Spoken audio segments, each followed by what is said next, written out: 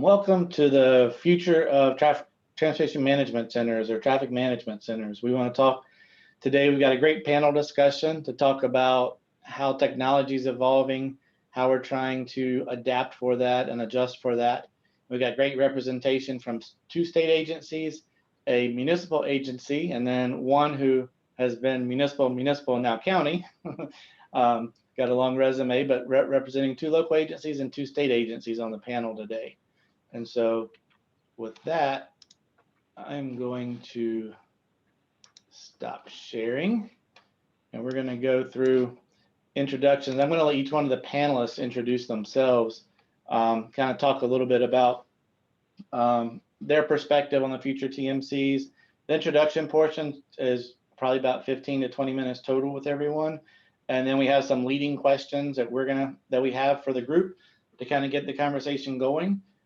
You can type questions into the chat or raise your hand if you want to ask a question to the panel. We'll try and weave those into the conversation as we're going along. So with that, I'm going to turn it over to Jorge Riveros, who's now with Pima County in Arizona. Thank you, Jeff. As Jeff pointed out, my name is Jorge Riveros. I'm with the Pima County Department of Transportation here in Tucson, Arizona. I'm a deputy director here in the county. And as Jeff kind of pointed out, I've worked in several different agencies across the country, and my most relevant experience probably came working in Austin, where I oversaw the Transportation Management Center there. A little over 1,200 traffic control devices, including a little over 1,000 traffic signals in the Austin area, and then that includes beacons and flashers and some of the pedestrian hybrid beacons that we're getting out into the Austin landscape. And then about 500 CCTV cameras, and keep in mind this was during my tenure. It's been a few years since I've been in that position, but there was a lot of technology that we were moving to implement quickly. About a 99%, if not 100%, fiber connected network throughout that Austin area. As we annexed areas, we had some cellular modems, and we were converting a lot of that technology over to fiber so that we could get it back into our Transportation Management Center. Running on the KITS ATMS, Advanced Traffic Management System. So we use KITS to manage everything in the city of Austin. And then in the most recent years, as I moved over to smart mobility, we started integrating a lot of the technology that came as a result of smart mobility, including connected vehicle, intersection safety analytics with what we were trying to do in the TMC. So there was a lot of coordination there. We had 2 different divisions or offices operating and trying to bring emerging technologies into our landscape. I've been doing this for about 20 years. I've been in the civil engineering business over 20 years and have kind of run the gamut in terms of my experience. And most of it came in terms of intelligent transportation systems, and then moved into smart mobility. So overseeing a lot of what happens in our signal system. At this point, we're in a unique position here in Pima County. We just advertised recently and awarded a position for a smart mobility solutions regional center. So regionally, we're going to be working with the city of Tucson and other smaller jurisdictions here in the county, as well as the University of Arizona, to regionalize some of our operations and think about what smart mobility means to this region. Kind of modeled a little bit after what we did or what's happened up in the Phoenix area. Maricopa County has worked in this realm for about 20-25 years. They established a kind of a consortium called Aztec, and so they regionalized a lot of the operations. And this is kind of mirrors that in some ways. This is a new thing here for the county and city of Tucson, and so we're really excited. We're kind of on the ground floor here and getting everything up and running. There have been existing, mini TMCs, if you want to call them that, here in the region, but now it's really more of a regional effort, taking a look at how we can think about it as one whole group. And I think you'll hear a little bit of that in some of the later discussions with the state agencies and the other locals. So this is really exciting times for Pima County. Like I said, we're getting in on the ground floor. This is really under our umbrella, but we are working together with, like I said, the city of Tucson, some of the other smaller municipalities, and the University of Arizona to really kind of regionalize our efforts. And so as we do that, you're going to hear about this future of TMCs and what it means in our new world with emerging technology and also with the pandemic. And so we're kind of going to use these lessons learned from what's already happening to really rethink what our TMC or what a TMC within this Smart Mobility Center might look like. So I'm really excited to be here in Pima County as they start that effort, and then really hear from the group that you're going to hear from today about what they're doing. So again, really exciting. I don't have a presentation since I've just come over. I've been here about 2 weeks. And you'll get some good presentations from some of the panelists and some good information about what they're doing. So with that, I will pass it over because I think it's exciting to see what their presentations are, and then really open it up to having a very organic discussion about what the future of TMCs looks like. So with that, Jeff, I'll pass it back over to you and introduce the next speaker. All right, thanks, Jorge. Yeah, I probably should let everyone know we did this a few weeks ago and had so much fun. We decided, hey, let's take this on the road. So we have pretty good dynamic across this panel. So hoping that reads through again, and hope you have as much fun as we do in this conversation. So with that, David, I don't know if you want to go second. Sure, I'll follow Jorge. I don't have one of those presentations either, but I'm from the town of Cary in central North Carolina. We're just outside of Raleigh. I have been with them more than 2 weeks, so unfortunately I still don't have a presentation, but I will provide. I'm the traffic engineering manager for Cary. We are a sort of a mid-size municipality of about 170,000 residents. We've had a traffic management center since about 2005. We're right now, our current system, we have a little over 100 miles of fiber with 100% connectivity to all of our devices. We have about 215 traffic signals that we maintain and operate. We don't own, but around 8% of those. So we maintain and operate many of those for the State Department of Transportation. Those signals are not just in Cary. We also operate and maintain signals in 4 of our neighboring municipalities as well. We recently expanded a lot of our CCTV camera coverage. So of our 215 signalized intersections, 166 of those have CCTV cameras at them. We find them to be very useful, which is why we keep adding them everywhere. We do almost everything we do in-house. We do all of our own signal timing. We collect all of our own traffic data. So we collect counts at all of our intersections, usually by either hand counts or by video recording systems once every 3 years. So we have a vast amount of data when it comes to our traffic volumes. We have a burgeoning ITS system. We've entered into ATSVM, and we have a large, robust connected vehicle program that we are launching right now that is under construction, hopefully by the end of this month. And we hope will be one of the most robust in the nation. Won't be the largest, but our connected vehicle system will provide not just your typical traveler information, but also will connect to provide GPS EVP. We'll connect all of our school zone flashers, of which we have about 100 in the town, all of our pedestrian crossings, and we'll also do transit signal priority for a sampling of our Go Cary buses. All of that feeds into our unique, not smart cities. We have a connected Cary smart and connected communities system. It's actually an award-winning system. So we're pulling all of our data into that and sharing that information with our citizens and throughout our departments. So as far as how our structure is, we're a little bit different, I think, than other municipalities. Our TMC is mainly housed within our engineering group in our town hall campus, but a good portion of it actually is managed by our public works staff, which does most of our field work, our field operations group. We have really just 2 full-time people that operate our signal system, our traffic management center in town hall. We have a pretty good sized group that does our field operations. We have about 10 folks down in Public Works that help us down there. And then, we, as far as other folks that help us with our system, our 311 group and our 911 operations center also have access to a lot of the cameras, all of the cameras, and then a lot of the data that we have as well.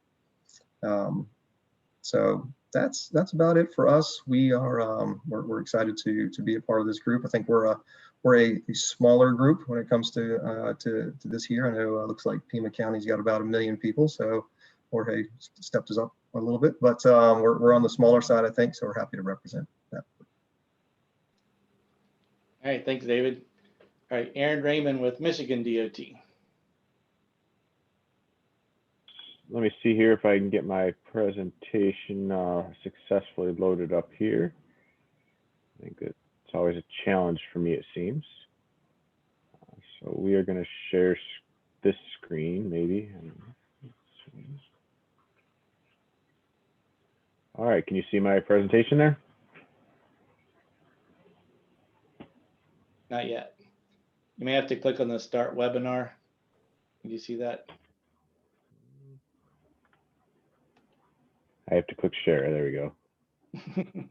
Aaron, you may want to mention to the group how, although we're presenting the Southern District, and I'm in Arizona and it's warm, and the Southern District tends to be warm, but Aaron experienced snow today, guys. Everybody out there on the panel and attendees, it's snowing in Michigan still.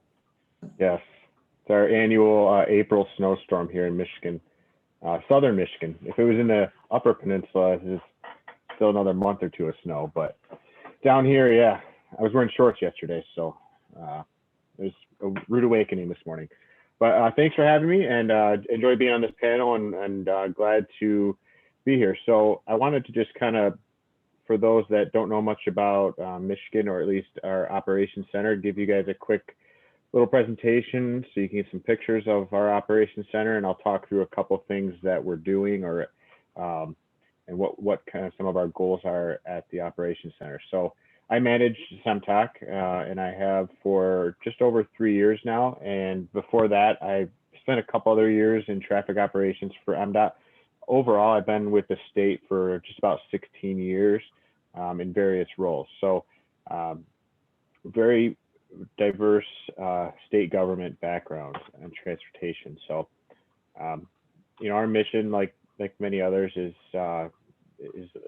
to, ultimately, there's a lot of words, but really we want to efficiently and safely move traffic around. And, this topic today fits well with that, because there's a lot of data and new things that are coming about very quickly that I try to leverage in what we do. So here is a map of Michigan, and we have 4 different operation centers. SEMTOC, which is down here in Southeast Michigan, which it stands for Southeast Michigan Transportation Operations Center, has the smallest coverage area, but more than 70% of all the traffic in the state is in those 3 counties. So although the other operation centers handle a fair share of things, we are by far the busiest. So this is from our looking down at our front facing, our video wall, and the staff that mans the operations center for NCDOT. And this is actually from the video wall looking back. And in the back there, we are co-located with Michigan State Police. So I know that's somewhat unique. There's some operations centers around the country that have that feature where they're in the same room. I advocate it and think it's great. Although I will say right now, because of the pandemic, we are actually working remotely. So there is no one there. However, the great thing is we were able to successfully still communicate with Michigan State Police, and for the most part, provide the same service that we would when they're in the room here. There are some challenges, situations like wrong way drivers where we're yelling across the wall and getting updated information. We now have to try and get that through computers or radios, and sometimes it's a little more hectic, but they're still doing it fairly effectively.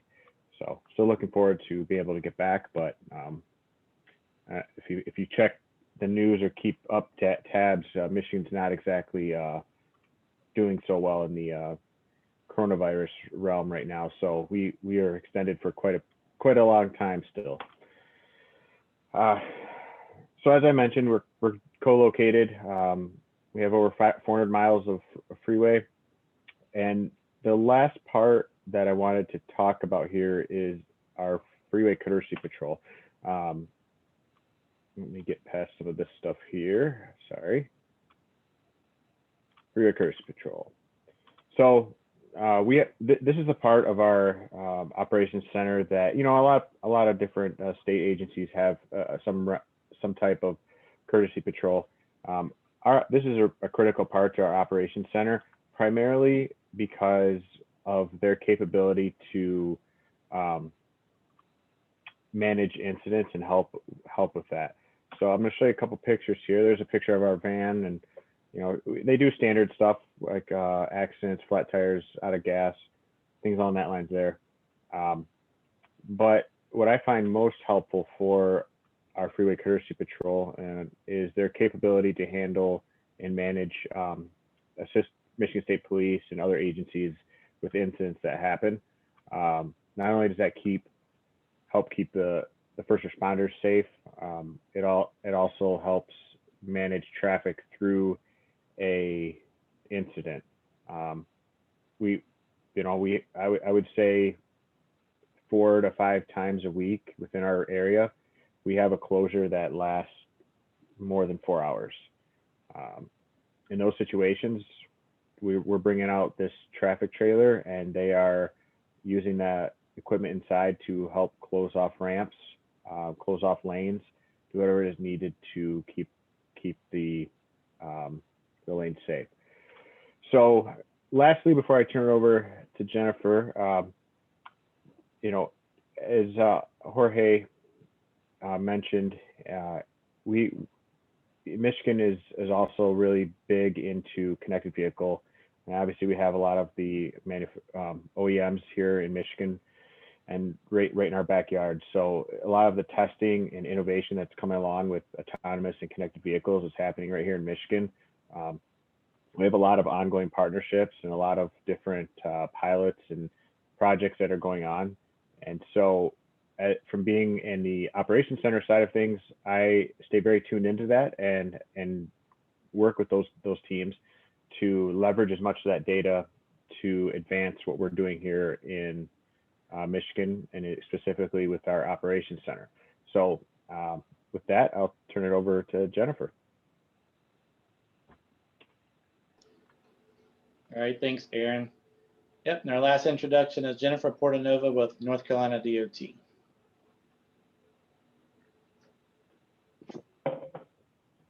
Good afternoon. Let me know if you can see my presentation. Yep, we can see it. My name is Jennifer Portanova. I work with the NCDOT. I'm a systems operations engineer.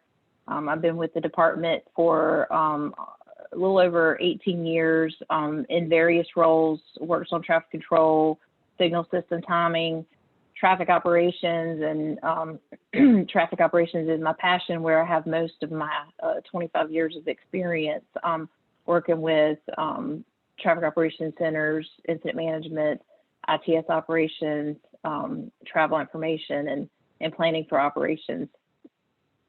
So just for perspective of what North Carolina, so you heard we're talking to states and municipalities, and in our state, we are a pretty large state. We manage a lot of our roadway network ourselves. So we have, if you look on this map, we have IMAP, which is our safety service patrol, similar to the Freeway Service Patrol, where we have it in the state, and about 4 TMCs, regional TMCs, and 1 statewide operations center, which is in Raleigh. We manage about 80,000 miles of roadway. Some of those are arterials that don't really have a whole lot of traffic responsibility. A lot of what we focus on is freeways, but we do get down to the arterials. And just for perspective, we have about 350 DMSs, about 900 cameras, 600 miles of fiber, and about 380 signal systems that we manage. The groups that I managed, one's traffic operations, which is focused on mainly the freeways, and one signal system timing. But this is a perspective. We have a co-located facility in Raleigh where we are with the National Guard and emergency management. And just to bring us back to what, for a state agency, the main purpose of TMCs is to detect incidents or disruptions in the roadway network, to provide information on with our tools like drivenc.gov, where it tells the public what are those disruptions, communicate between what's going on in the field and between agencies like ours and the Highway Patrol, and then of course help manage the network basically whenever there's any event or any disruption. So some of the things that we are in the future looking at, and some of these are not necessarily future, some of these are things that we've started looking at already. Drones are a big topic. We've used drones in the past during hurricanes for situational awareness of what's going on our network. We have purchased some drones for the Highway Patrol for accident reconstruction. And we are also doing a pilot, upcoming pilot with tethered drones for our IMAP vehicles. Along with that pilot, we're also going to try out some emergency vehicle alert systems, so some connected technology. And then hurricanes are a big event for us every year, it seems. You see, this is an example of us capturing our road closures, and in this event, the only high-tech solution we had was a map that was plastic and some markers. We have since purchased some technology, but we haven't really been able to put it into practice since our last major event. And then the video at the top is a drone footage, so we were able to watch that at the same time. But things like FIM&T, which will help us predict maybe what flooding might come, or some of the technologies that are more near future. Things that we're looking to pilot, Waycare is, they claim to be able to do predictive traffic. And so one of the things we want to do is pilot this software with in-vehicle units with the Highway Patrol and with our IMAP and in our TMCs, to see if there is something to prediction, and see how we might be able to use it. Waze, we are a partner with Waze. Right now we are not as integrated as we would like to be. That's something we're working on, and using those tools, other crowdsourcing tools like Waze, to help with our detection. Connected and autonomous vehicles, you'll hear us probably talk a lot about that, and trying to figure out how to use that information and that data in the future in our TMCs, and what is the role as we get more connected vehicles on our network. And then of course, there's the tools that we use in work zones, detection tools, more travel information tools, and how do we best connect those sensors and information into the TMC and use those better. And with that, that's the end of my presentation. Thank you. All right, thanks, Jennifer. All right, now to get us going, I'm going to pose the first question to the panelists. Jennifer, yep, there you go. All right, so what emerging technologies are you excited about, and how do you expect those technologies to actually impact the role of the operators in the TMC? I'll go first because I think I'll choose the easy one. That's connected vehicles, obviously. I think everybody on here mentioned connected vehicles. So I'll do the easy one first. And you know, from an operator side in the traffic management center, you know, it's being able to get messages out to folks. There's just a multitude of things that we can do with connected vehicles when it comes to even just detection. When it comes to, again, getting information to drivers about speeding or road closures, getting that information into the vehicle directly to them is exciting for us when it comes to how we adjust signal timing and how we respond to incidences on arterials. And then being able to, I think what pulls off of that as well, and something that we're dealing with in our area, and Jennifer's probably aware, is regionalization. It's not really an emerging technology, but it's something that's new for us and that we're building on, that we can take the data and the information that we can share to drivers. And it's not just benefiting us and the drivers that are in Cary, but it's impacting everybody, because we know transportation is not local, it's regional.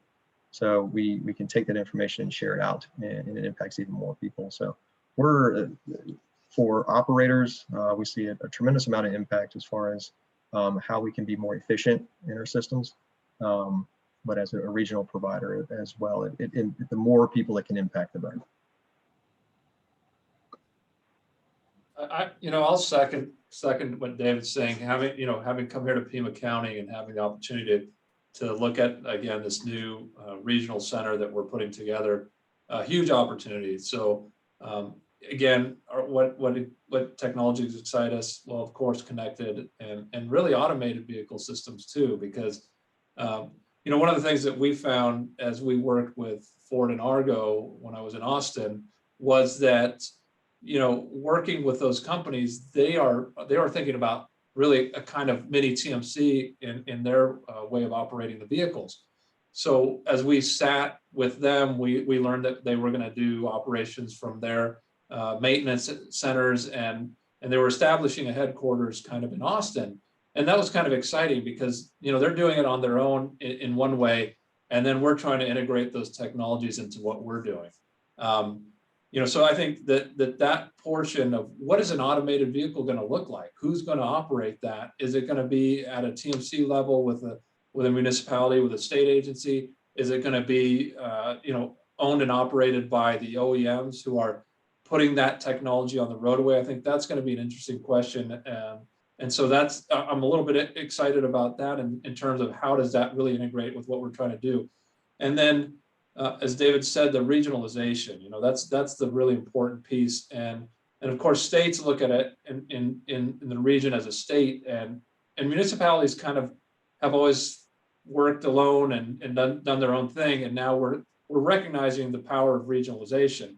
And again, being in on the ground floor here and taking that ability to look at what we're doing regionally and working with the university is an exciting piece, right? Because now we're understanding how we can use the data better, how we can train, future engineers, how we can really think about the use cases in the data that we collect as part of these regional centers. And I think that's another big piece. What technology? Well, it's not necessarily a technology, but it's the data analytics that we get out of what we're doing. I mean, there's a lot of data analytics companies out there.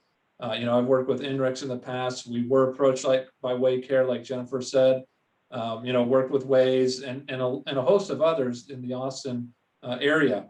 But I think that using the universities that are in our states, in our cities, and understanding how we can use analytics and really think about our unique use cases, as well as the global ones, right? Congestion management and air quality. Those are all issues that we have from city to city. But every city has its unique challenges also, and it's great to think how we'll use those analytic tools, not only by the big companies, but by the smart people in the universities who have developed it over the time that go on to those big companies. If we can learn how to harness that power, I think that's going to be a really exciting emerging technology on our side. Yeah, I'll jump in here. So I'm going to take it. You went really out there with the autonomous vehicles and connected vehicle. I think I want to get in my operations center. There's a lot of emerging technologies, a lot of things changing really quickly in that world. 2 to 3 years ago, if you were to say, hey, let's partner with some third-party vendors and use their data, right, instead of just our own data. I'm not talking about necessarily like INRIX data. I'm talking about connected vehicle data and other applications. They would have thought I was crazy, but now we're having conversations where we're going to share data with those same partners to maximize the benefit and accuracy of that data. So when I look at that data, it has tons of different uses and value for an operations center. And I mentioned this last time, but ultimately what I want to know is where are the crashes happening and how severe are they, and what are the impacts to traffic. Not only will that help potentially save lives if I'm aware of things, we can also respond faster in terms of what resources. I showed some pictures earlier of our traffic trailer. You know, there's been incidents that happened on our freeways handled by some agencies that maybe not connected directly with Michigan State Police that have had freeways closed for hours on end, and we had no idea it was happening. And we could have been a huge resource and helped mitigate some of the traffic problems with that. So leveraging all this emerging data and technology that's out there is really kind of what I hope to do in order to become more aware of crashes that are happening in Metro Detroit. The other tool that we're using that kind of parallels some of the things like Waycare is doing, which they kind of call artificial intelligence, but is I'm deploying some automatic incident detection, or video analytics is the kind of the other term it's used, to help detect crashes, debris, pedestrians, and things on the freeways that maybe don't get called into 911. You know, so oftentimes a couple cars have a fender bender, they're sitting on the shoulder, people are out and about exchanging information, and somebody gets hit. It's not a safe situation. If we're aware of that, you know, we can put a message out on our message boards. We can potentially get Michigan State Police there quicker to make it a safe situation. So it doesn't have to always be those major freeway closures that this technology is going to help me with. It's really identifying, in my opinion, some of the more minor things that can have huge impacts on traffic or potentially lives. So, you know, I love data and I like to look at it, but it can be very, I don't want to say overwhelming, but you have to be very careful, because being able to validate and understand which data is good and which data isn't is a challenging thing when you start talking about all the data that can come in from, whether it be third parties, OEMs, you know, or even our own data in some cases. I think it's great, and we are working on some platforms here in the state that is going to help us kind of sift through that and understand which data is good and which data, I wouldn't say which good, I'm sorry, use the data to help validate each other, right? So we have our own internal system, our own internal detection systems. We're going to mirror that up against some of this third-party data to kind of understand and learn about the accuracy of it. So I'm probably going to sound redundant with a lot of what has already been said. I think one of the even though connected vehicles, autonomous vehicles sound really cool, I think the trick is, how do you use the information today? You know, what do you do with that?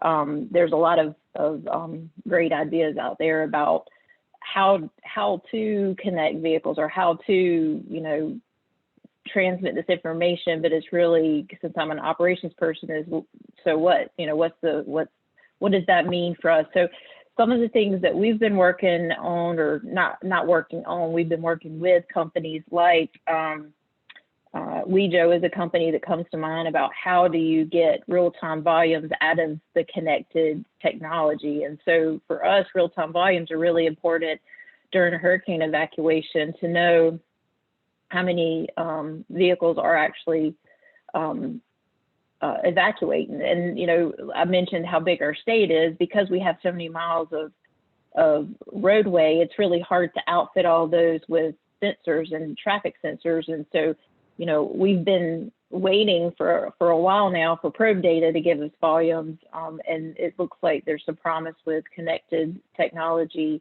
or connected, to also give us volumes. And we're hoping that some of that is in the nearer future rather than the future.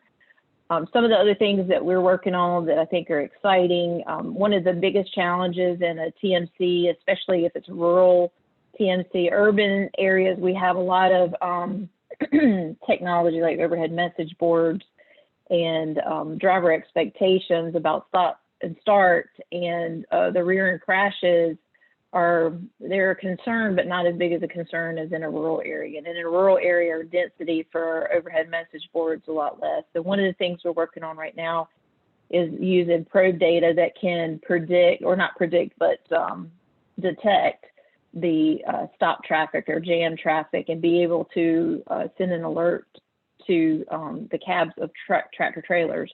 And on a rural interstate, back to, we've all been in a situation where we look in a rear view mirror because we're stopped and you see somebody coming and you're afraid that, somebody's going to ram into the back of you. And that does happen. And that's some of the worst crashes that we have. We try to warn motorists, but many times it's hard to do in a rural area. So we're hoping to be able to use called DriveWise, and that's something we're going to be piloting. The other thing is using probe data for signal system analytics. In our state, because we do focus a lot on the freeways, it's harder in the TMCs to get down to the arterial level and really look at the signals. That is one of our goals, to be able to get down further into our network. We're doing that with a lot of our integrated corridor management projects, but in the future, we'd like to get even further down. And so using technology or new, it's not new, probe data is not new, but it's not been to the quality that it is today, that we can use it for those purposes. So those are some of the things that we look forward to in the more closer future than the real future, when we're going to be driving around in vehicles or we're not going to be driving the vehicles and be driving themselves. We're not quite there in our heads with the TMC just yet. Jeff, before you go on, if I could just say one more thing. I mean, I think one of the most interesting thing is that we're saying what emerging technologies are we excited about? And I think, anything that disrupts our system is going to be exciting, because we just don't know how to integrate it yet. And, I've seen TMCs be branded different things. We went from traffic management centers where we were wholly focused on the movement of a motorist, right? A vehicle, a car through a signal system. And then we've gone to transportation, management centers or transportation operations, so however you want to brand it. And now there's this kind of shift sometimes to say mobility. And one of the things that I haven't seen as we shift our emphasis in what a TMC is supposed to do, we really need to bring those other mobility factors in, because we do seem to concentrate on the vehicles and, yes, the transit, because it's still a vehicle in the system.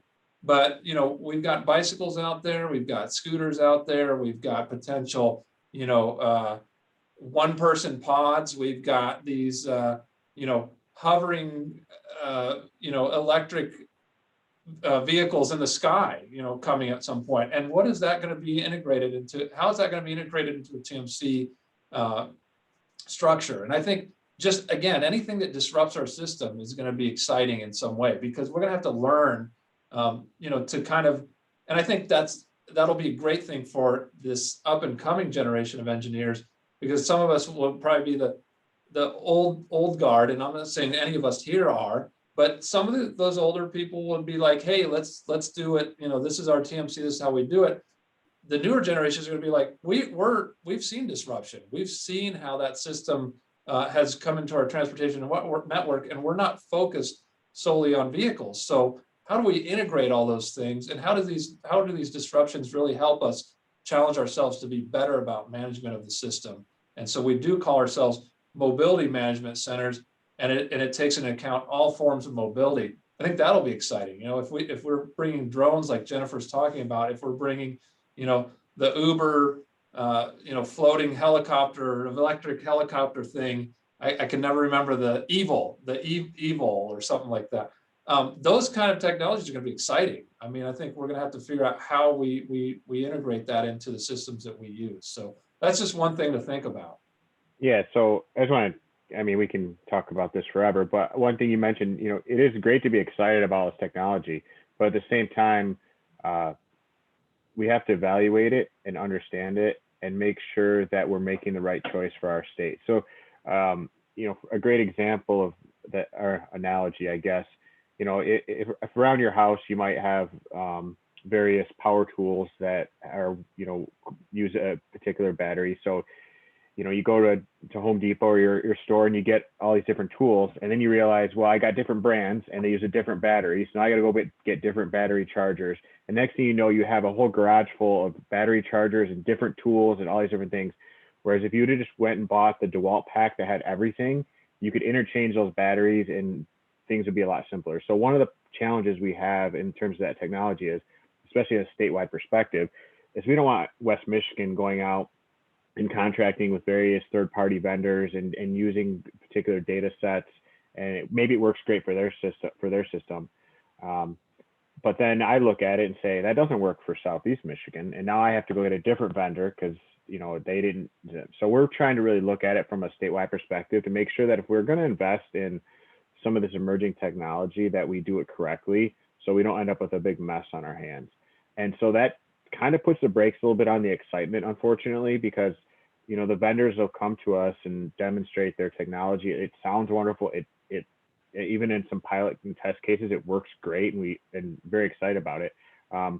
But we want to make sure that we're making a good, sound investment, and then frankly, make sure we have the money to support it long term as well, because we might be able to purchase a particular set of it, but we want to look at, if this is going to be successful, we want to continue using this for a long period of time.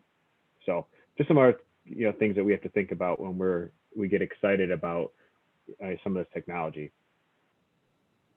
One more thing, since it's been a while since I've said anything. To Aaron's point, one of the reasons that Cary has been recognized for our Smart Cities program is sort of along those same lines. Is our approach is not to just create something smart and just put it out there and have it operate, and then it sort of sits in its own disparate world, and that data just kind of is occupied in one space. Is that data can be useful. It's useful to one group or one person or one department, but there's a lot of use for that data in other places. So that data doesn't just sit there. It comes back, and we have IoT hubs that all of our data comes to. So it's along those same lines as when we're looking at products and services, we're not just going to take something that looks cool or that we think is useful. We have to be able to own that data. So those groups that are offering to us need to recognize that we're only going to work with you if we can work with that data ourselves, if we can share that amongst other people, because just knowing what the level of a stream is really important to the stormwater folks. But if we know that thing is topping a street, then us in traffic or mobility, we can understand what the impact is to a nearby traffic signal, to a bus route that's along there when emergency vehicles respond. Like I said, that data point has a value to a lot of different people. So it has to rest in a shared spot that other people can get access to it and use it. So we bring in systems, or we bring in services, but that data gets brought in, and we create how we can take that data and spit it out to other people for whatever use they can get out of it to help them do their job better. And let me add, I feel like I have to, since everybody else talked again, I got to add to the whole data conversation is, for TNC, the data needs to be real time many times, even though we do a lot of analytics and performance measures. But if they can't provide the data in real time in the middle of an emergency, it doesn't matter. The end of the day, data does not matter, because you might have to detour traffic long before you get that data, or you might have to make some decisions about putting traffic on a shoulder, or whatever that decision is. So that's the other thing too, we kind of struggle with. A lot of people claim they can do a lot of data, but data means a lot of different things to different people. They're using data for different purposes. So for the TNC, it's a lot about real-time data and what can you provide to me right now? Tell me what's going on. All right. Anybody have anything else? We're good? Okay. Yeah, as you can see, this panelist feeds off of each other. Some really good conversation. Get a holistic answer to the questions. And our next one, I'm going to use a word that Jorge threw out there, disruption. And I believe last year, everyone experienced a significant disruption, and a lot of agencies had to move into virtual TMCs. And so I'm curious about, based on what you've seen over the course of the last year and the direction you see TMCs going in the future, what do you see as that role of a virtual TMC or even remote management with a TMC? And I'm going to pause while you're thinking on that. For everybody attending, I do want to be sure that you see the chat and you can tap the questions in the chat, and we'll kind of integrate them into the conversation. But you could also raise your hand and unmute yourself if you have questions while we're going forward. So with that, who wants to take on the virtual TMC first? I'll do just a snippet real quick, because I know the rest of this panel is going to have a really good take on it, and just because I haven't been in the middle of it, but I did kind of see how it operated a little bit again when it first hit. And I was in Austin. You know, I think we learned how to live with it. We learned how to change the way we did work, and so we were able to adapt quickly. And I think that is a testament to the resources and the level of departmental support that we got from what we call CTM, or Communications Technology Management, to make sure that the staff that needed those resources had them, right? So I think that's a big piece of it, is understanding, if you're going to do a virtual TMC, what kind of resources do you need for a staff to reside, you know, off that campus or wherever you may be housed, and be able to monitor the system. And I think that we were able to adapt quickly, and we made that work. Now, it probably didn't happen in all regards, and from a financial standpoint, not everybody could do it. But I think that, you know, we were able to understand that we could do a virtual TMC environment, and I think that was kind of cool. But I will say this, and I said I'll open it up to the rest of them, the group, because they've seen it more firsthand. When I said old school before, I'm in that old school camp of there are organic conversations that take place when you are in that setting, in that environment.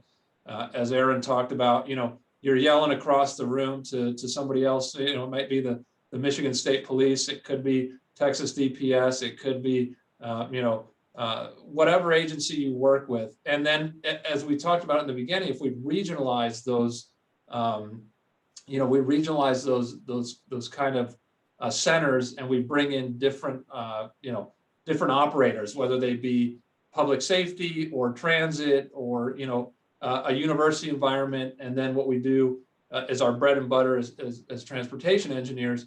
I think that there's that organic conversation that takes place, and that doesn't take place when it's in a virtual environment. Now, again, we can make the calls and do that, but it's not like being there and saying, hey, we got it. What are you guys doing right now? How are you moving? How are you getting these things? And we're all looking at the same thing and trying to work towards the same cause, the same solution.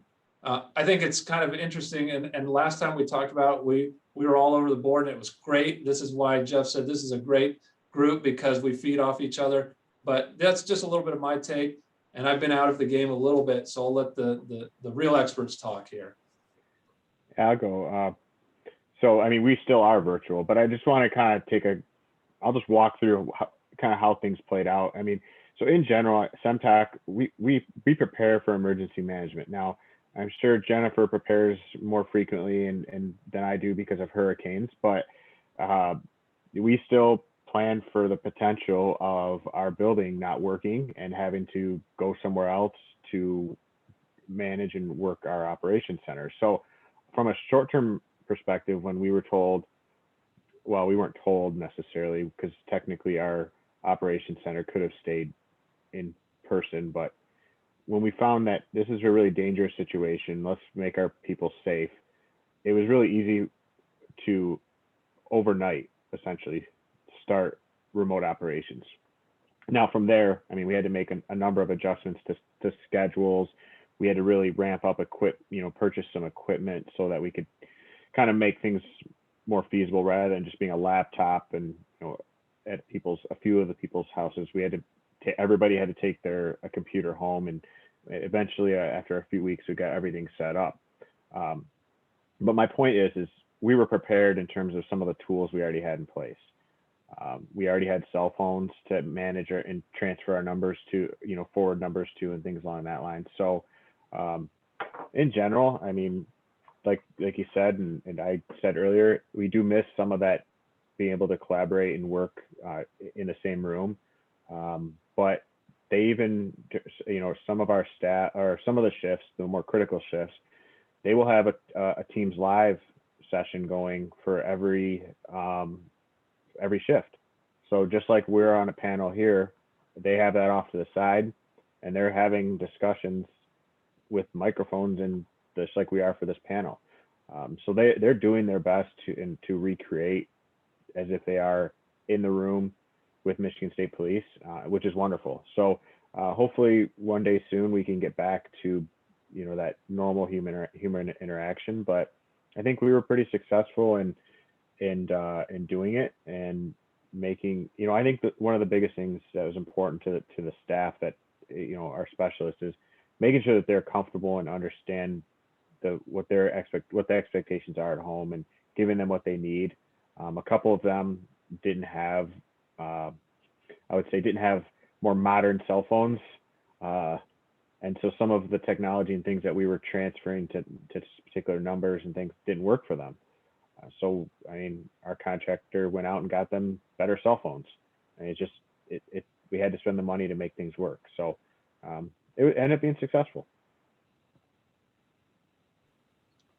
As a municipal provider, it's a little bit different, especially Cary, if you know anything about it. I'm sure Jeff and Jennifer will nod their head. We're a little bit different in that one of the best things that we do as a municipal agency with the Traffic Management Center is tours.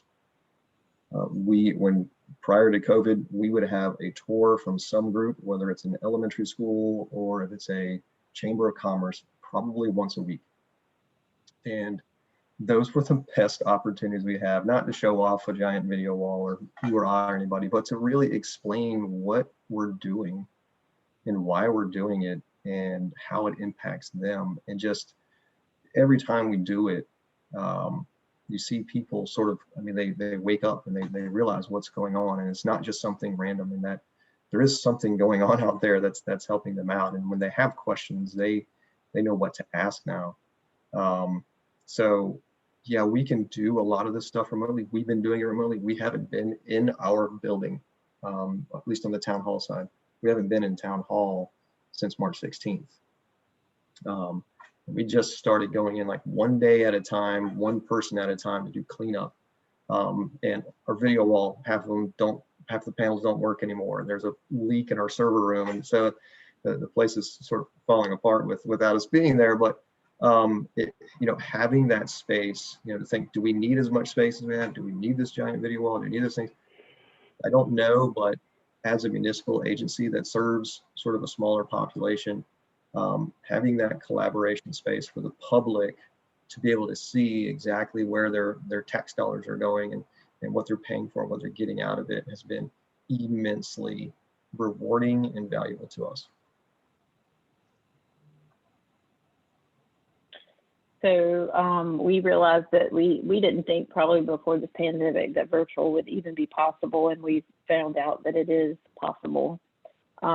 We had about a week's notice. We kind of heard rumblings that something was coming, meaning not from our internally, but from some other folks, other states saying, this could be something we have to consider. So there, equipment and technology is, vital in the TMC. That's really what it's all about. So we were about a week ahead of requesting laptops for our remote, our operators to go remotely, which when I say a week ahead, I mean the rest of the department went remote at the same time a week later. And luckily we were ahead, of that request. And so some of the things we had to think about with operators going remotely is, they're in the TMC, they're dispatching IMAP, and instead of having the capability or the tie directly to the equipment, they have to carry 800 megahertz radios home, and they have to have internet at home, and they have to have cell phones. But some of the really cool things, and I heard Aaron mention this, some of the really cool things that came out of that is the use of things like Teams and how we were able to use that in a different way than we even considered. And now we're using that. I think we will continue to use that whether we are virtual or not. We didn't go completely virtual. We had at least 1 or 2 people in the TMC all the time, but we had another staff that was at home working, because at the same time, around the same time this happened, we also cut our TMC contract in half. And so we had taken on in the statewide center a lot of the regional TMCs, along with cutting our staff and or telling people that they needed to work from home. So we still have a hybrid. I think we will probably consider bringing more folks back into the TMC. It's just easier for them to operate in the TMC. They've got like 4 or 5 screens. They've got their access to the radio system. They get the big monitor wall. But I think we realize that it's very possible. And I do think there will continue to be a use of Teams to collaborate with our partner agencies so that we can share the video. One of the things that all of the time this was going on, we had taken over the Mountain TMC operation, but we weren't connected to their network. And so what we were able to do is use Teams, and somebody would go in every day, put the video up on Teams, and or not just the video, but even release the control of the computer and use the computer that was at the mountains, but from Raleigh. So we realized it was possible. And as you can see, I'm still working from home. I do go in some days and go to the office, but this remote work, and we realized we could do it. We didn't even have a teleworking policy in the department before the pandemic, and now I think they've realized that remote operations is more possible than we ever thought. I was just going to say, I think the interesting thing that I've learned from just hearing everybody and hearing how you all seem to be prepared is that this is a good lesson in having a good table talk exercise if you are managing a TMC and something like this were to happen again. It sounded like, listening to this group, they were pretty set up. I mean, you had to make some changes, some tweaks, but really at the end of the day, it was almost like, hey, if you're going to do this, make sure that as an agency, whether you're a local or state or whatever the case may be, run those tabletop exercises, because again, you never know if we run into another pandemic and we got to go remote. Having your staff set up and having the ability to kind of transition, like you all said, to a Microsoft Teams or Zoom or whatever platform. I mean, that's really, really interesting to me. And as I sit here and I'm thinking about the person who's going to come in and manage the center, they have a different set of skills than maybe I do. And as we plan and talk about it, these are the kind of things that I want to bring up. So it's really cool to hear everybody talk about it, because it gives me ideas now. And I said, we're here to talk to everybody, out there in the audience about what our experiences are, but I'm learning as I talk to this group. That's what I think we found fun about it. And as Jeff pointed out, we're taking this show on the road because we enjoy talking. We have these organic conversations, and then I'm learning something, that I can take back and do something with. Yeah, I mean, we have an emergency operations center as kind of our backup to our control room, but it's in the same building, right? And so typically our plan for emergencies, if our building can't function, is we transfer service to our statewide operations center. Well, now that we know we can just go virtually, depending on the timing of it, that staff just leaves and goes home if they can get home. I mean, obviously we don't have those type of emergencies here in necessarily Michigan, but or it's the next shift. Hey, you guys are going to have to be working remotely. Come get your laptop and come get the laptops, and you're going to be, or we'll have somebody drive it to you, whatever it might be, because they don't take their computers home necessarily. We have some shared resources there. So I mean, it just, the way we would handle an emergency situation has changed drastically. But you're right. Once we get back to kind of hopefully somewhat of a normal situation, bringing in some of our partner agencies like City of Detroit, Homeland Security, Coast Guard, etc., to practice how we do some of that in the future for that collaboration will definitely be helpful. Well, let me add to something Aaron said. You probably have heard this, that in the South, when it snows, we don't travel.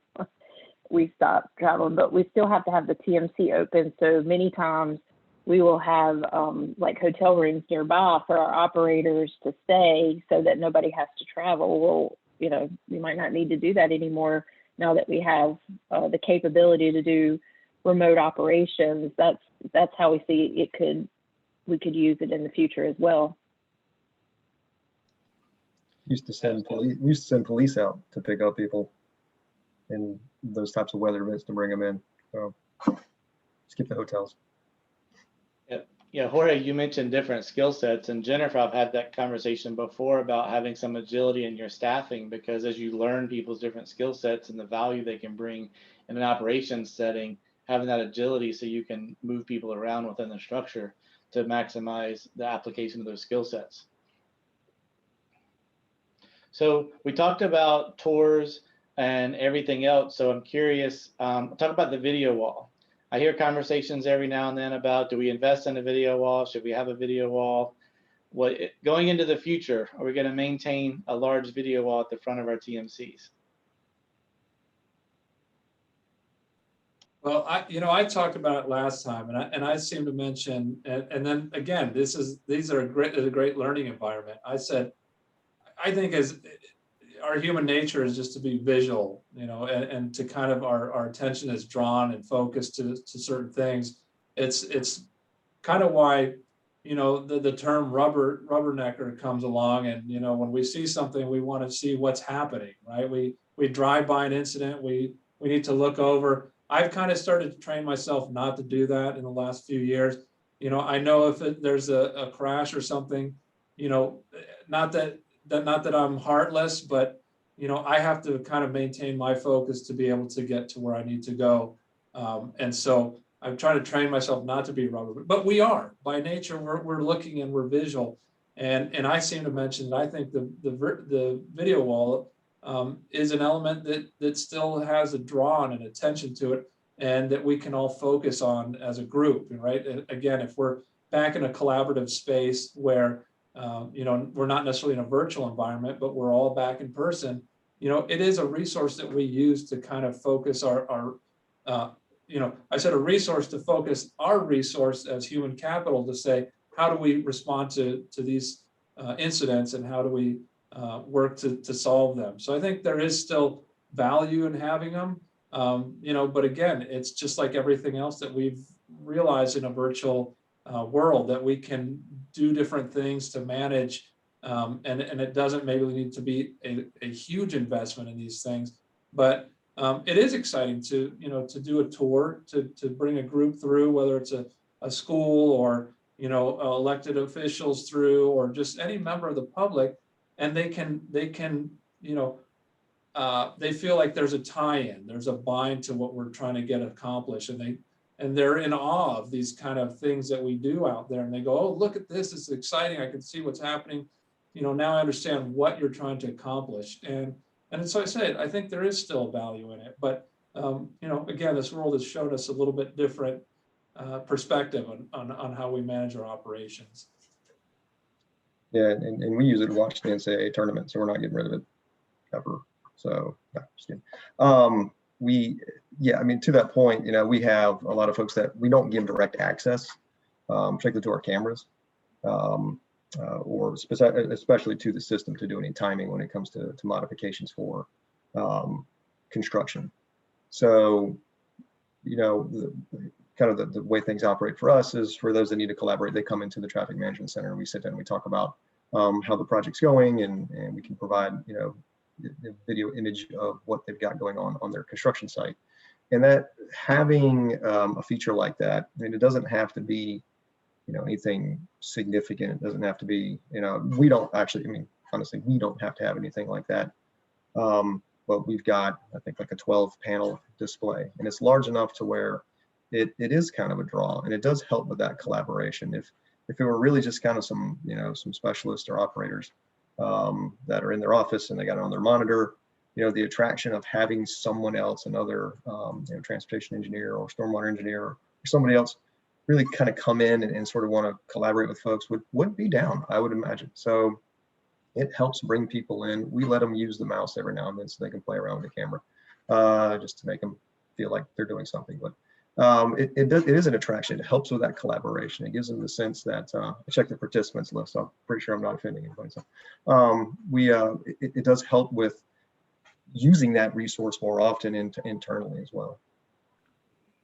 Yeah, so it's part of an operations center, and I think it needs to be right sized for the amount of traffic and the amount of situations that you handle. But just like a car will function without a muffler, a bike will function without reflectors on it. Will it work as well? Maybe not. Will be a lot. So I think it's just part of an operations center that maximizes its effectiveness and its ability to, really handle the core functions of what it's supposed to do. So as we talked earlier, yeah, I mean, we've been working remotely for over a year. My staff, my operations specialists are putting various camera images up on, or video images up there for Michigan State Police. But, we have 4 to 5 specialists working at one time. And if they're each trying to find or locate or look at an incident out of all of our over 300 cameras on their own individual screens, that's a lot less efficient than if it was just up on the video wall and they're all talking about and discussing it, let alone when I come down there or, other people come down to, for major incidents, major weather events, whatever it might be. Now I'm looking over their shoulder. They're trying to do other things. I can be off the side talking to other emergency management staff about it and collaborating without really interfering with their work. So I think I could go on for a list of reasons why, but I think if you're developing an operations center or, looking to expand your video wall or do anything with the video wall, I think you just have to kind of look at, how much you really would be using it and the needs and all the stuff that, tours, other things that, educating people, there's various things you got to look at. So lots of different aspects. Yep. I agree with everything that everybody said. I think that as long as we have cameras, we'll always need a video wall. We'll always need cameras until the autonomous vehicles are optimized into phase 5 and they can, operate themselves. But we always have to put our eyes on the ground to see what's going on. And so for us in the state, with so much from the coast to the mountains, and especially when there's an emergency, we need to see it. I don't necessarily think just because it's cool and people want to come see it, that's the reason to invest. I do think we use it on a day-to-day basis. An operator can only put so many cameras up on their screen because they're doing so many other things at the same time. They're putting the events in or the incidents into an event management system. They're looking at speed data. They're looking at CAD feeds. They're trying to use all the tools that they have to detect incidents, and cameras are just really a verification tool. So I do think that a monitor wall, even though it does offer the collaboration in the building that we're in, the governor routinely comes by during emergencies, the colonel, the highway patrol. We've had some a lot of representatives that come in the media. Of course, they want to do a lot of their video in the control room. So it does look impressive, but I still think it has a function in the TNC, and it will continue to have a function as long as we have cameras that we need to look at. Yeah, I think it gets back to a point that, both Jennifer and Aaron, mentioned here is just having the correct configuration of what you need. I mean, again, when we were in Austin, I found that, I can't remember the exact number of video, units we had, but, for example, we would concentrate on, having 500 cameras, we would concentrate on maybe the same 5 corridors or 5 kind of little areas until some other corridor became an issue, right? And so maybe 3 or 4 of those video displays had the same intersection. And so again, it's just understanding what you really need, and if you're in a position where you don't have it quite yet, maybe you are in a good position where you can kind of identify what are your concerning corridors or your concerning intersections, and kind of think about how do we create a video display wall that really meets our needs, and not get, again, 64 video displays and then realize you're only looking at 2 intersections ever, right? And then so you're broadcasting 32 images of the same intersection, for 2 different intersections for a total of 64. Like I said, that doesn't make sense. So again, if you're at that point where you're planning it or you're thinking about it, you might be in a good position, because you can really kind of talk about the configuration, as you've heard here. If you're in the position where some of these people are, that they already have something, well, yeah, think about what you're doing for the future. And again, especially as we've seen in a virtual setting and moving to virtual operations, what is going to be most efficient for us? And I think, again, we're learning so much. I think this whole environment has taught us a whole bunch about what we do. And again, to Jennifer's point, don't put it up because it's cool and impressive, although it is, and it's a great tool when you do have elected officials and others come through, and you have the media who say, hey, I want to set up in your shop and and do an interview, and this is really great, because that is their medium, right? That if you're looking at people who do news, this is their bread and butter. This is their medium. They like seeing that. It's a visual, and again, it gets back to what I said. People like a visual, and it's good, but we really have to be cognizant of how we're most efficient with our resource. And again, I'm learning from this group. It's great every time. Again, as we set something up here, I'm going to take all these lessons back and go, hey, how do we do it better for ourselves? Before we set something up that we're going to pull that one down and that one doesn't necessarily work, and then that one breaks and it's sitting there for a year and nobody's done anything. Let's think about what really works for us and how we can be most efficient with the resource. Yeah, just one last thing I'll add on to that. Sorry. Yeah, I mean, we actually have, news agencies that will come in and do live interviews with our communications rep right in our operations center. I think that not only helps the transparency of, hey, this is where some of your tax dollars are being spent on this operations center that's helping to, move traffic, and it shows some of the, just the work that's going on. So, I mean, granted, to put up a, expensive video wall just for that, no, but it's just another opportunity to really highlight the importance of the operations center, and gives a good background for news reports.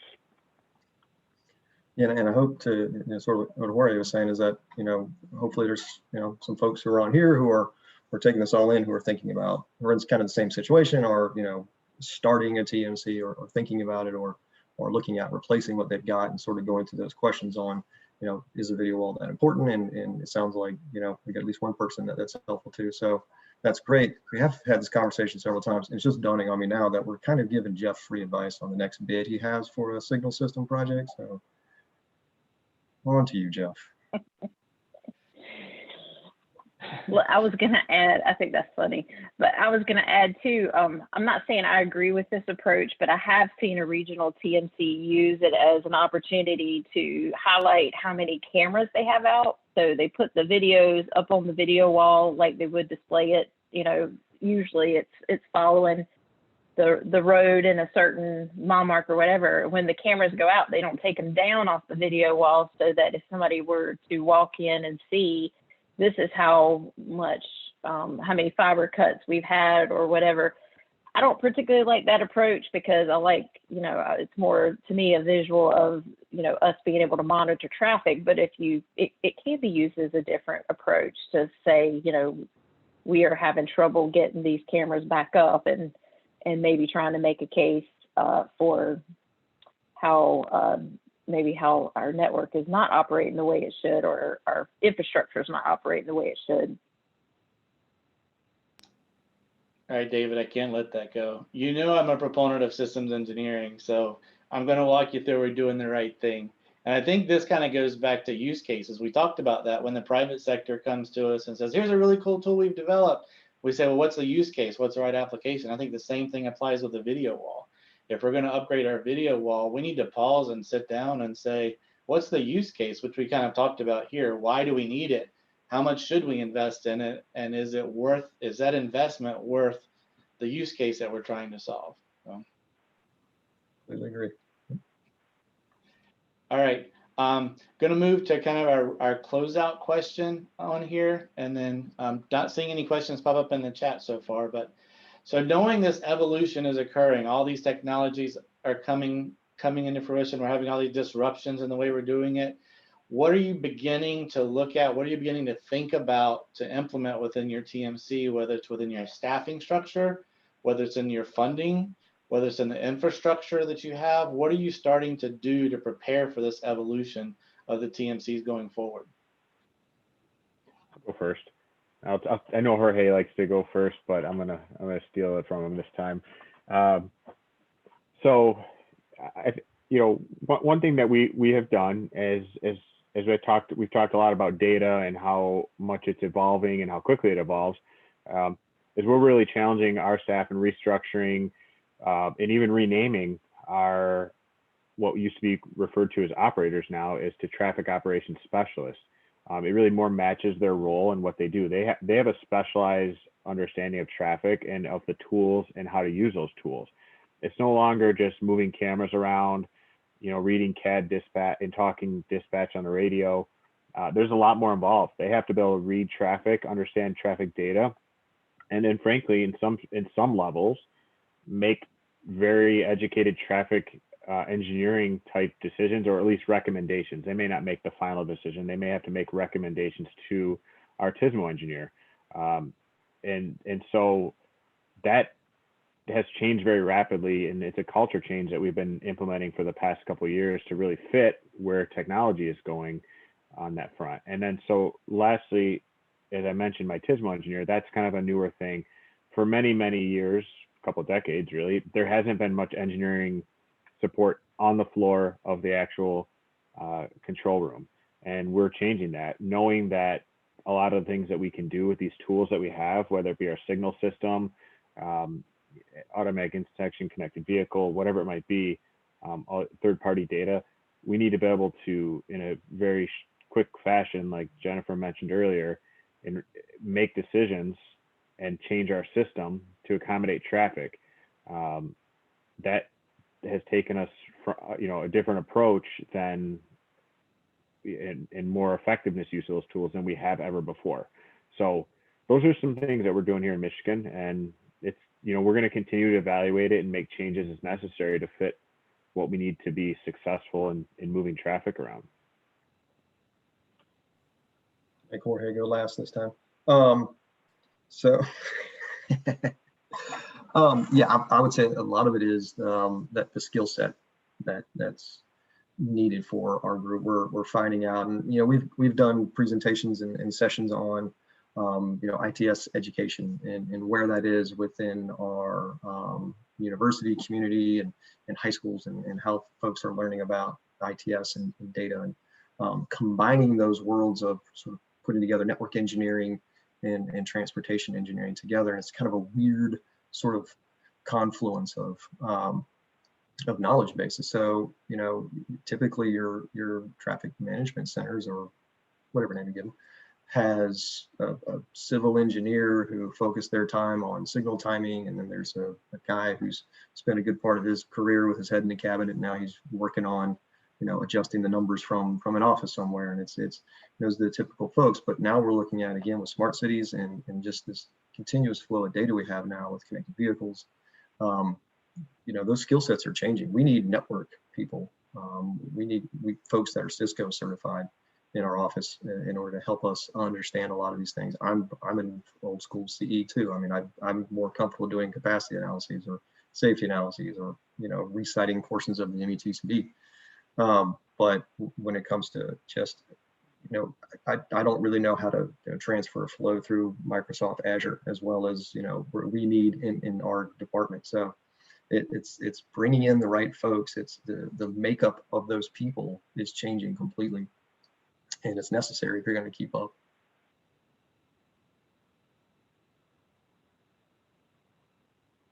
You want me to go now? You got to go, Jennifer. You got to go.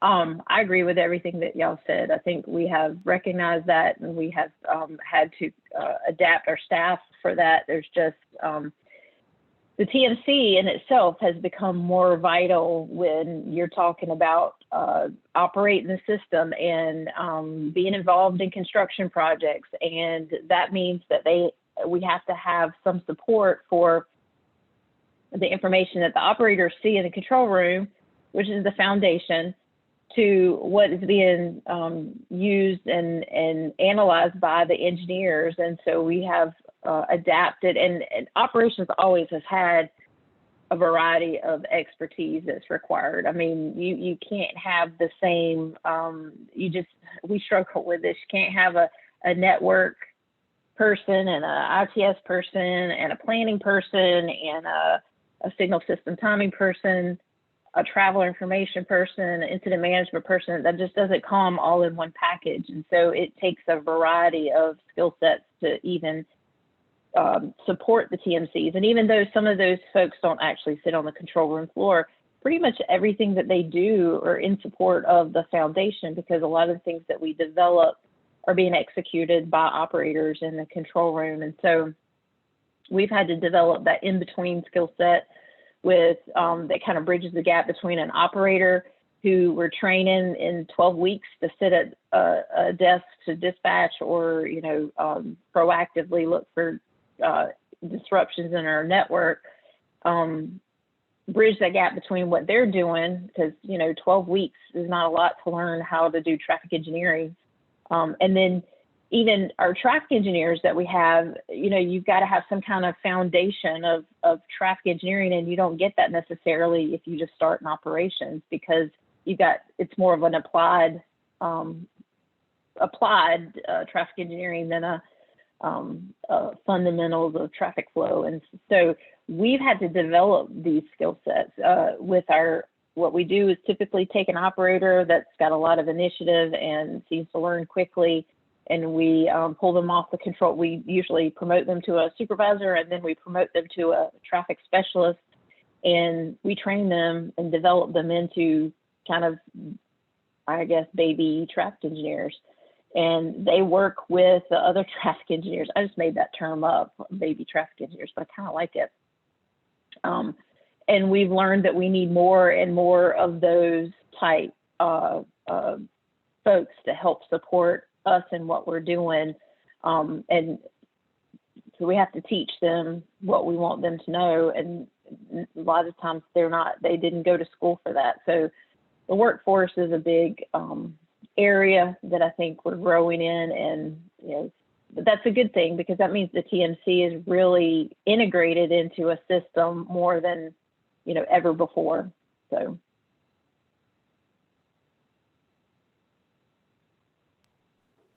all right.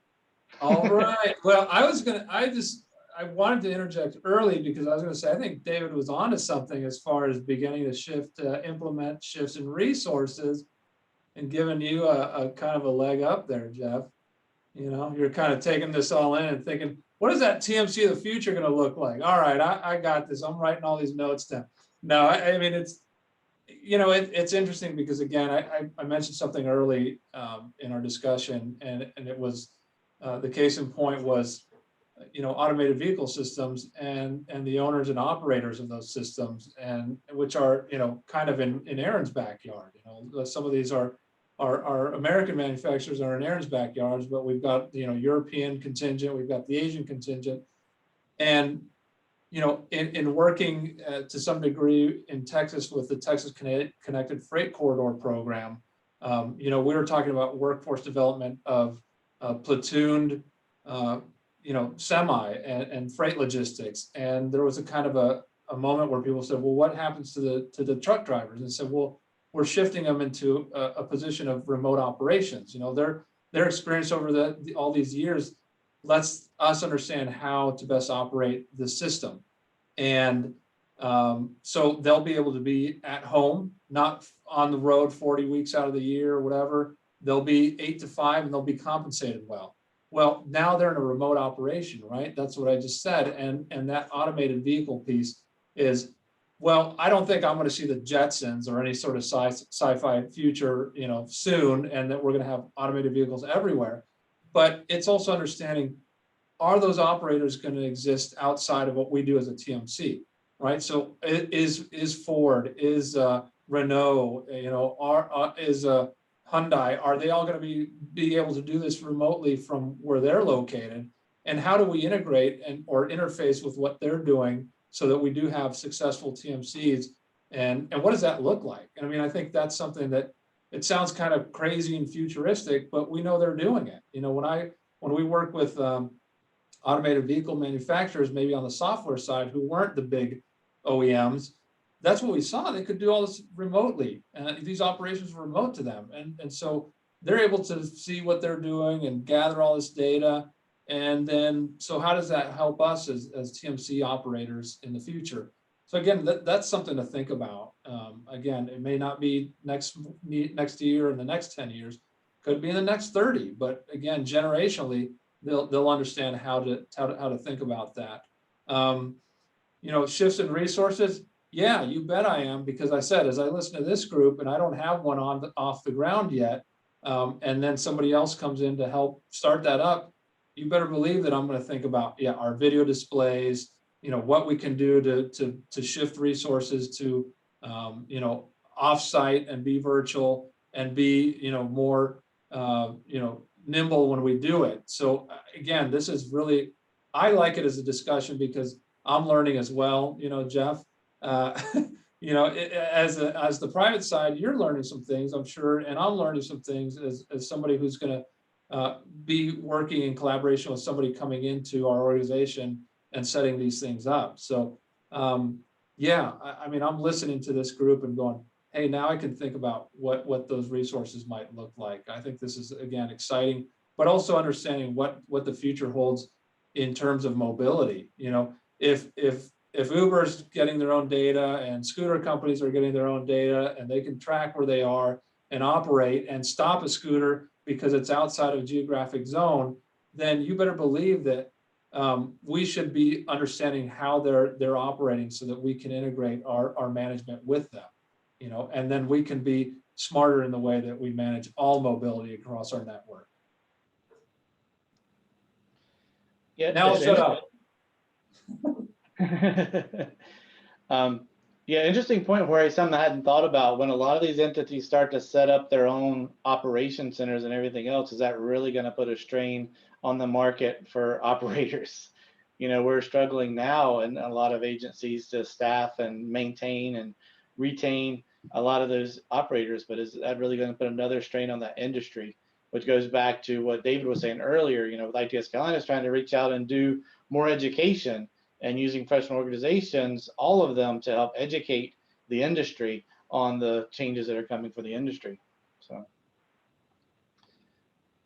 all right, well, looks like I did not see any questions pop up, no hands raised. So I'll thank you all again for a great conversation. I know at least the 5 of us had fun and enjoyed it. Hoping we provided some good input to everyone else that was attending today, and thanks for attending the session. You have a great afternoon.